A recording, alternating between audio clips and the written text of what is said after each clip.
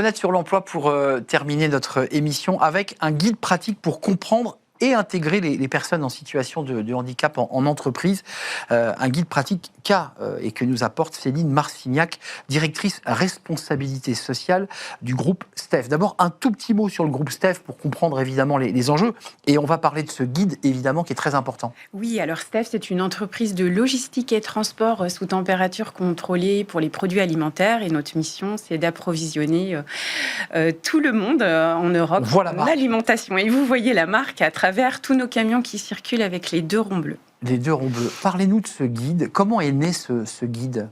Alors, ce guide transport et logistique... je vais le prendre si vous le voulez, oui, je vais le montrer. Bien sûr. Construit donc avec TLF, est un guide à destination des entreprises du transport et de la logistique pour les accompagner avec des bonnes pratiques dans la mise en place d'une démarche et d'une politique pour l'emploi des personnes en situation de handicap avec des conseils très pratiques. Alors, c'est né en fait... de l'histoire de TLF, parce que ça fait depuis 2000 que la branche est active sur cette question. Et aujourd'hui, c'est une branche plutôt vertueuse, puisqu'on a un taux d'emploi dans la branche de 6,9%. Absolument, au-dessus de 6%. Voilà, exactement. Qui est le chiffre, évidemment, clé. Clé, l'obligation légale. Je précise que l'union des TLF, c'est l'union des entreprises de transport et logistique de France.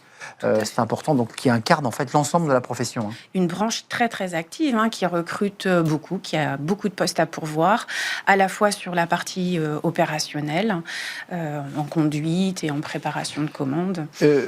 TLF, c'est l'ensemble du secteur. Je voudrais quand même préciser que le groupe STEF, et c'est important de vous le dire parce que c'est à vous que je m'adresse, vous avez un taux d'emploi TH qu'on appelle en 2025 de 7,98%, largement au-dessus des 6%. Dans un secteur où, a priori, on se dit que c'est compliqué d'intégrer des personnes en situation de handicap. Comment vous faites ? J'imagine que c'est une politique importante, oui. Menée de longue date. Exactement, de longue date. Alors, pour construire cette politique, on a d'abord démarré en 2007 par un diagnostic de la situation sur l'emploi des personnes en situation de handicap. Et puis, on a construit une démarche avec un objectif validé au plus haut niveau d'engagement sur le recrutement, l'intégration, le maintien dans l'emploi au cours de la carrière professionnelle des personnes en situation de handicap. Donc, l'année prochaine, en fait, on fêtera 20 ans d'engagement en matière d'emploi. Vous avez une longue expérience, oui. Je parle Steph, vos équipes et vous, qui a permis, j'en suis sûr, d'irradier, d'apporter oui. des contributions, parce que dès le départ de ce guide, c'est intéressant, c'est comprendre le handicap, parce qu'on parle du handicap, c'est très vaste. Oui. Le handicap sensoriel, le handicap psychique, les maladies invalidantes. Enfin, oui. Il y a plusieurs sujets qui sont traités dans ce guide. Exactement. Alors peut-être trois points clés qu'on peut retenir, c'est que 80% des handicaps sont invisibles. Oui. Ça, c'est déjà quelque chose qui est méconnu. Donc, avoir déjà cette information, c'est important. Et un autre point qui est méconnu, c'est que 85% des handicaps arrivent au cours de la vie. Bien sûr. Soit à travers un accident, soit à travers l'apparition d'une maladie.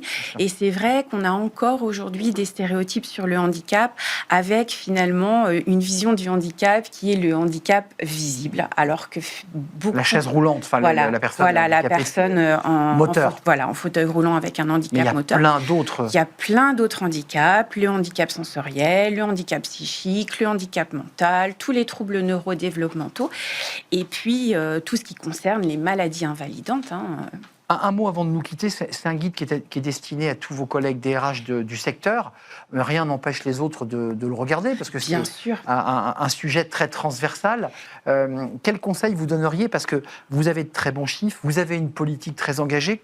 Par quoi il devrait commencer ? Lire le guide, j'imagine, évidemment. Lire le guide, et puis... partir avec un objectif clair sur la politique qu'on souhaite mener, un engagement de la direction générale, parce que c'est essentiel. Ça part d'en haut. Ça part d'en haut.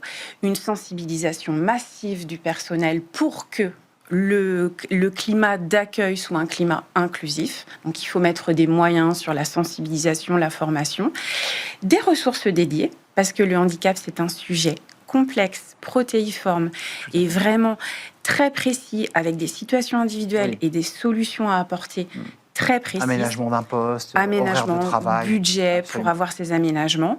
Donc, des ressources allouées, un budget alloué, et puis du pilotage, comme n'importe quelle démarche, pour vérifier les tendances, voir l'évolution des indicateurs, et puis ajuster en fonction des résultats. Ouais, c'est un travail de dentelle, c'est un travail extrêmement précis et Exactement. souvent très individualisé parce que chaque personne a une situation particulière. Tout à fait. Alors, il y a des typologies d'handicap différentes, et comme vous venez de le dire, c'est vraiment de la dentelle parce qu'aucune solution n'est la même pour personne.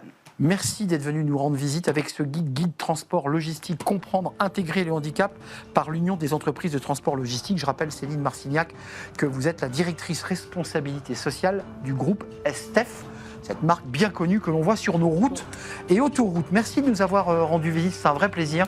Merci à vous, merci à toute l'équipe qui m'a accompagné, merci à Nicolas Juchat, évidemment, merci à Charles à la réalisation, merci à Paul, merci à Léa qui nous accompagne depuis plusieurs mois et merci à Lilou qui sera avec nous quelques jours encore. Je vous dis à très très bientôt. Bye bye.